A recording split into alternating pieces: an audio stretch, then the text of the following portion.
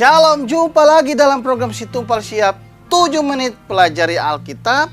Bersama Pendeta Semituan, kita akan membahas makhluk aneh, malaikat atau binatang yang ada dalam Wahyu pasal 4 dan Yeskiel pasal 1. Mari kita berdoa dulu. Bapa di surga, kami akan membaca dan merenungkan firman-Mu. Kiranya Roh Kudus menerangi pikiran kami supaya kami dapat memahami dan kami dapat melakukan dalam hidup kami setiap hari. Amin.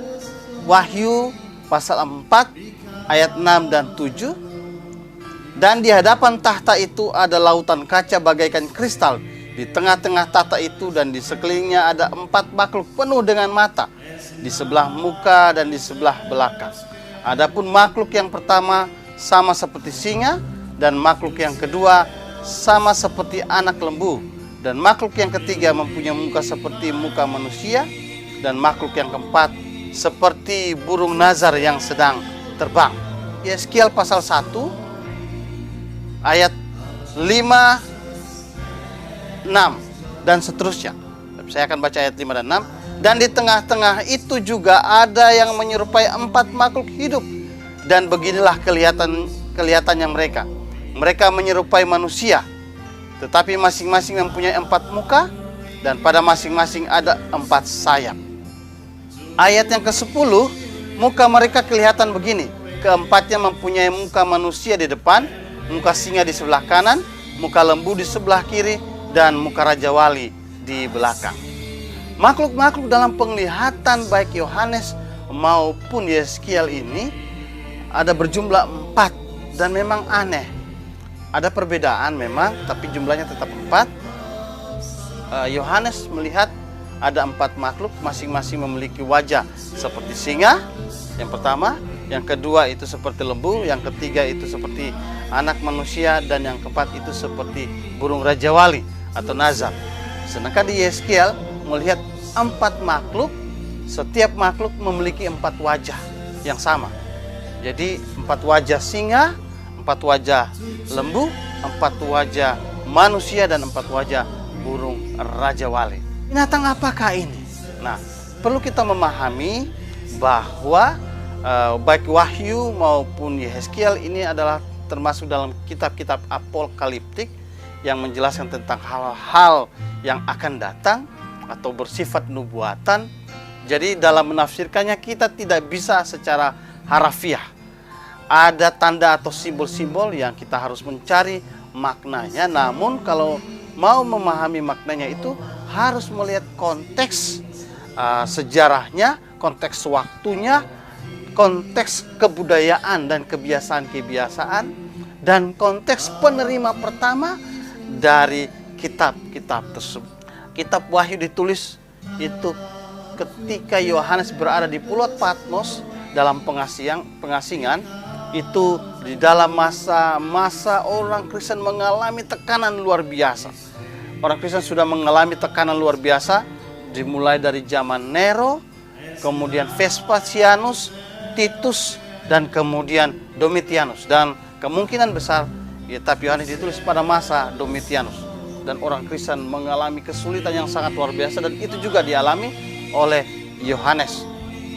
Dan Yeskiel itu menuliskan kitab ini, bagian pasal 1 itu, ketika ia ada di tepi sungai Kerib dan mereka sedang berada dalam perjalanan menuju ke Babilonia. Dia bersama dengan para bangsawan, raja, mereka akan dibuang ke Babilonia. Mereka juga berada dalam masa-masa tekanan, masa-masa yang sangat sulit. Kemudian makhluk-makhluk ini adalah kerub. Kerub itu adalah makhluk yang melayani Tuhan. Itu ada dimulai dari Kejadian pasal 3 sampai Wahyu. Kerub adalah para malaikat atau makhluk-makhluk yang melayani Tuhan. Dan kerub-kerub ini adalah kerub-kerub yang setia kepada Tuhan. Tugas mereka adalah terus melayani Tuhan, mentaati perintah Tuhan, mentaati apa yang dikehendaki oleh Tuhan, dan kemudian mulut mereka terus mengagung-agungkan Tuhan. Mereka memuliakan Tuhan. Kalau di Wahyu dituliskan mereka selalu menyanyikan lagu Kudus, Kudus, Kuduslah Tuhan. Jumlah makhluk ini adalah 4. 4 melambangkan tentang dunia penciptaan. Ada 4 arah mata angin, ada 4 musim. Keempat makhluk ini memiliki 4 wajah dan ada beberapa tafsiran. Contohnya Dr. Criswell mengatakan dengan mengutip dari pandangan rabi-rabi tua berdasarkan Talmud Yahudi yang mengatakan bahwa 4 wajah ini melambangkan dan mewakili 12 suku Israel dengan panji-panjinya. Singa adalah panji dari Yehuda dengan 3 suku di belakangnya. Kemudian anak manusia itu adalah panji dari Ruben dengan 3 suku di belakangnya.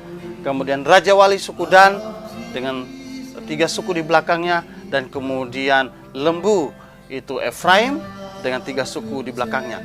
Keempat panji ini mengelilingi kemah suci yang berada di tengah-tengah. Dan dari kemah suci itulah pemeliharaan Tuhan terhadap umat Israel dalam perjalanan menuju tanah Kanaan.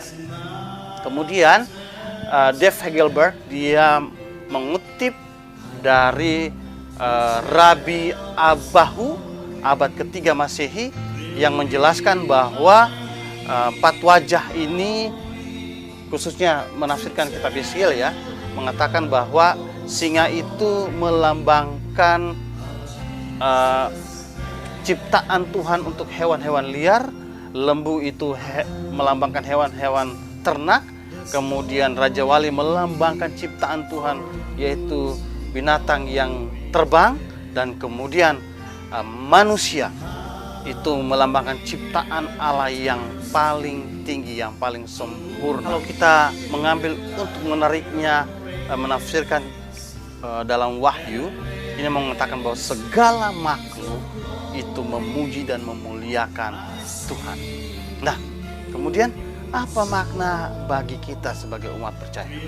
Perlu kita ingat seperti tadi saya jelaskan bahwa baik Yohanes maupun Yeskiel menjelaskan ini semua dalam masa-masa kesukaran. Tapi walaupun dalam masa kesukaran, Allah tetap ada di sana, membimbing umatnya, memelihara umatnya, dan menunjukkan bahwa Allah tetap menyertai umatnya. Yang kedua, kita melihat sifat-sifat dari makhluk-makhluk tersebut.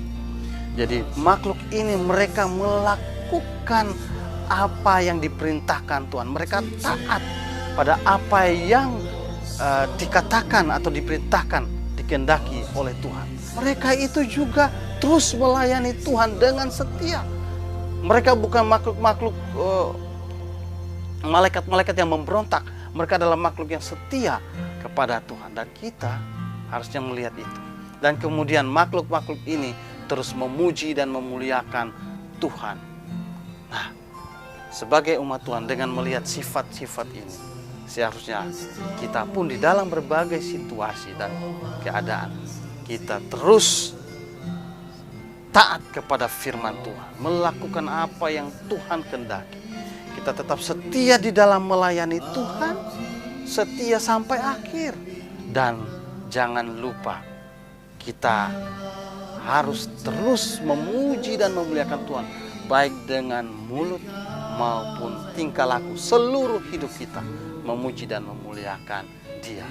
Mari kita terus belajar akan firman Tuhan. Tuhan Yesus memberkati kita.